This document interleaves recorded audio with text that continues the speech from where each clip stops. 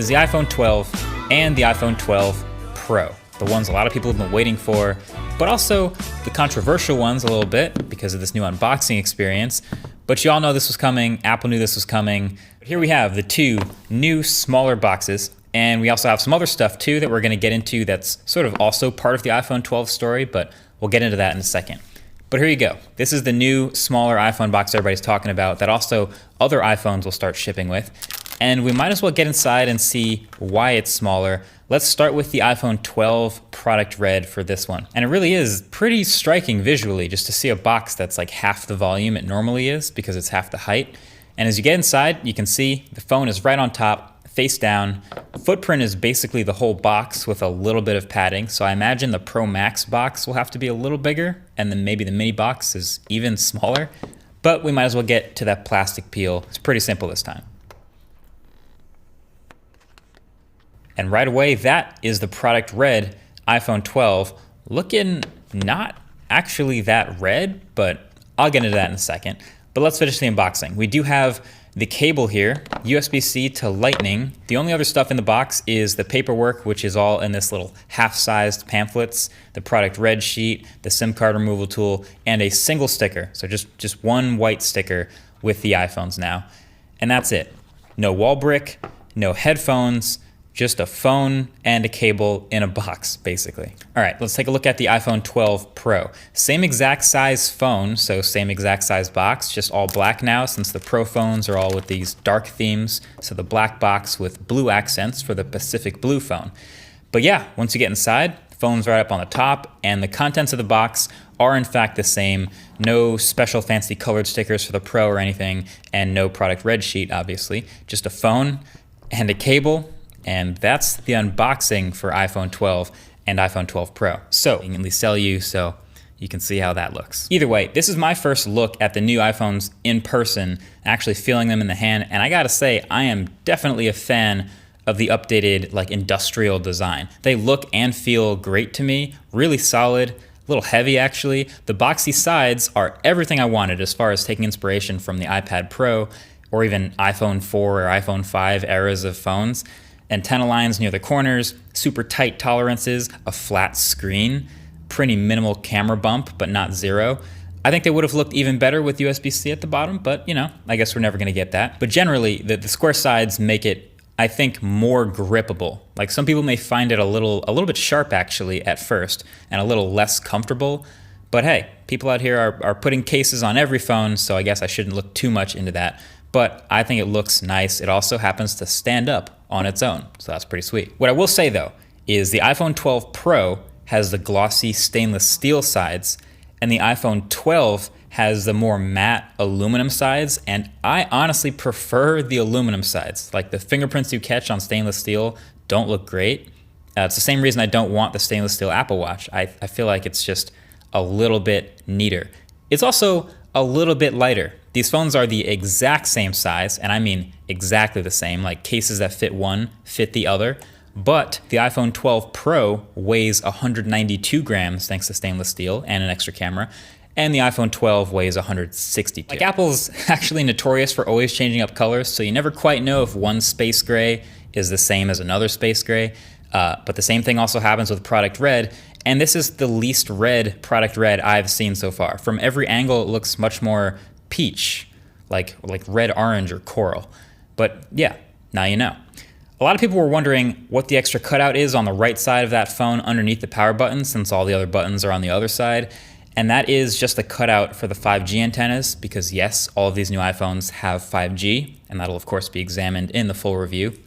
And other than that, I mean, you probably already recognize everything about these phones. It's still looking very much like an iPhone, same notch up at the top, but of course the much better looking OLED display. So all these new iPhones now have magnets in the back embedded in the wireless charging coil for compatible accessories. They're calling it MagSafe, so they're bringing the name back.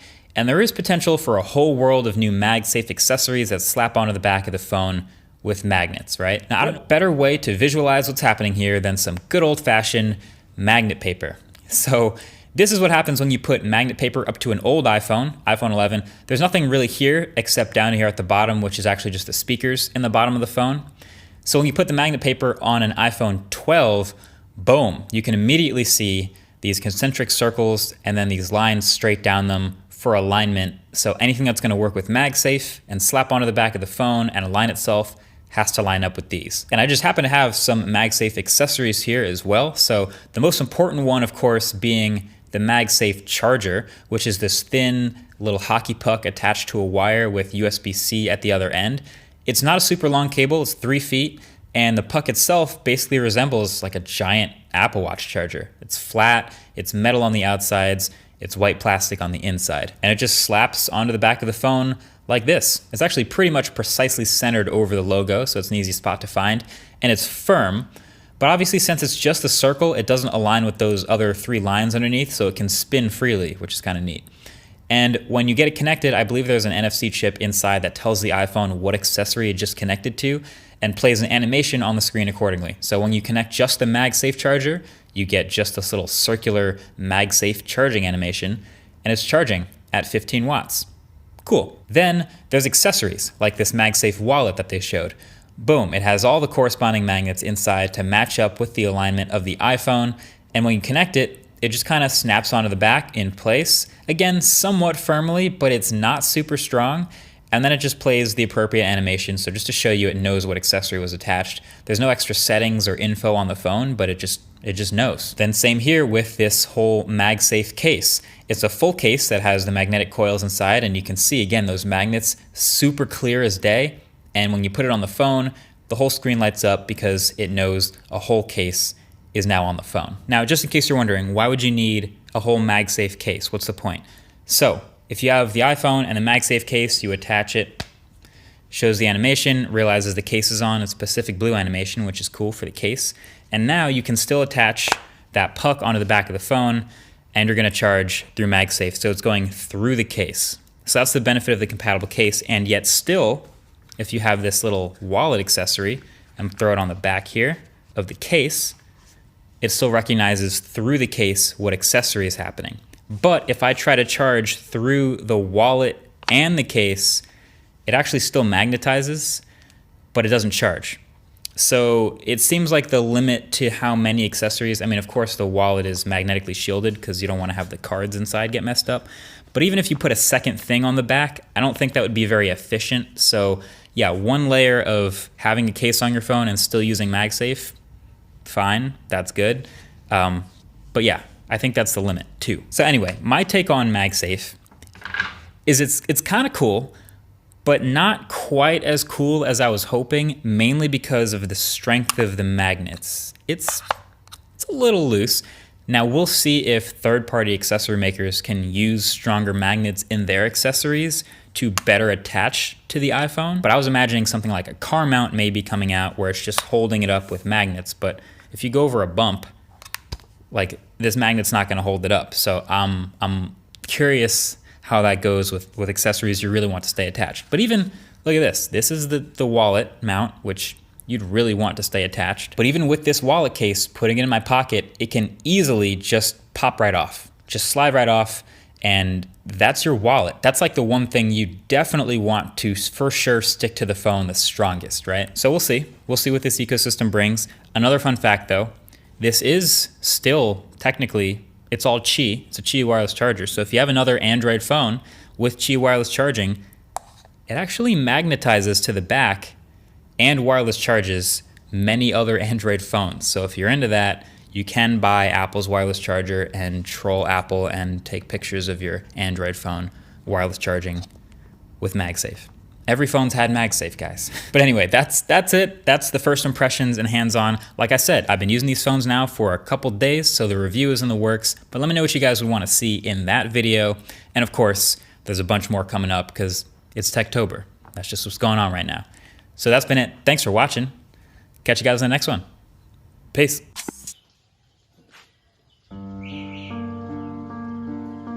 Sân vườn nha em.